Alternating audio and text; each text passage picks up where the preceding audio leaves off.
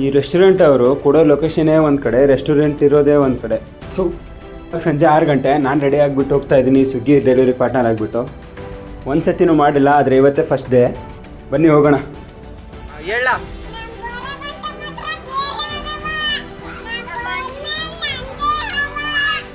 ಹೋಗಬೇಕಾದ್ರೆ helmet miss ಮಾಡಿದ್ದೆ. Helmet ಹಾಕೊಳ್ಳಿಲ್ಲ ಅಂದರೆ ಗೊತ್ತಲ್ಲ ಪೊಲೀಸವರು ಅಮುಕ್. ಫಸ್ಟ್ ಆರ್ಡರ್ ಬಿದ್ದಿತ್ತು, ಎತ್ಕೊಳ್ಳೋಣ ಅಂತ ರೆಸ್ಟೋರೆಂಟ್ ಹತ್ರ ಬಂದರೆ ನಿನ್ನೆ ಚಿಕ್ಕದಾಗ ಒಂದು ಆಕ್ಸಿಡೆಂಟ್ ಆಗಿತ್ತು. ಗಾಡಿ ನೋಡಿದ್ರೆ ಫುಲ್ ಇದಾಗ್ಬಿಟ್ಟೈತೆ. ನಿಮ್ಮ ಅಮ್ಮನ ಪಿಂಡ ಯಾವ ಬೋಳಿ ಮಗನಿಗೆ ಅರ್ಥವಾಗುತ್ತದು. ನಮ್ಮನ್ನ ಜನ ಹಿಂಗೂ ಇರ್ತಾರ. ರೆಸ್ಟೋರೆಂಟ್ ಕೆಳಗಡೆ ಐತೆ, ಅಕ್ಕ ಸೆಕೆಂಡ್ ಫ್ಲೋರಲ್ಲಿ ಕೂತು ಆರ್ಡರ್ ಮಾಡೋಳೆ. ಅಕ್ಕ ದೊಡ್ಡ ನಮಸ್ಕಾರ ಕಣಕ್ಕ. ನಂಗೆ ಇವತ್ತಾಗಿರೋ ಎಕ್ಸ್ಪೀರಿಯನ್ಸಲ್ಲಿ ಡೆಲಿವರಿ ಪಾರ್ಟ್ನರಾಗಿ ಮಾಡೋದು ಅಷ್ಟು ಈಸಿ ಇಲ್ಲ ಅಂತ ಗೊತ್ತಾಯಿತು. ನಾನು ಆ ಕಡೆ ಈ ಕಡೆ ಎಲ್ಲ ಡೆಲಿವರಿ ಪಾರ್ಟ್ನರ್ಸು ನೋಡ್ತಾ ಇದ್ದೆ. ಅವ್ರು ಮಳೆ ಚಳಿ ಏನು ಅಂದೇ ಡೆಲಿವರಿ ಮಾಡ್ತಾಯಿದ್ರು.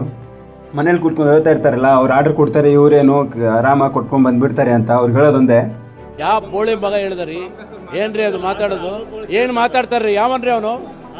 ನಮಗೆ ಸ್ವಾಭಿಮಾನ ಇದೆ. ಇವತ್ತು ನಾನು ಡೆಲಿವರಿ ಪಾರ್ಟ್ನರಾಗಿ ಕೆಲಸ ಮಾಡಿದ್ದು 2 ಗಂಟೆ 41 ನಿಮಿಷ. ಅದರಲ್ಲಿ 17 ಆರ್ಡರ್ನ ಡೆಲಿವರಿ ಮಾಡಿದ್ದೀನಿ. 753 ರೂಪಾಯಿ ಅರ್ನಿಂಗ್ ಆಗಿದೆ. ಮನೆಗೆ ಹೋಗೋಕ್ಕೂ ಮುಂಚೆ ಒಂದು 90 ಹಾಕೋಣ ಅಂತ ಒಂದು 90 ಹಾಕ್ಕೊಂಡೆ. ಇವತ್ತಿನ ವಿಡಿಯೋ ಅಷ್ಟೇ. ಬಾಯ್. ಮತ್ತೆ ಭೇಟಿಯಾಗೋಣ. ನಮಸ್ಕಾರ.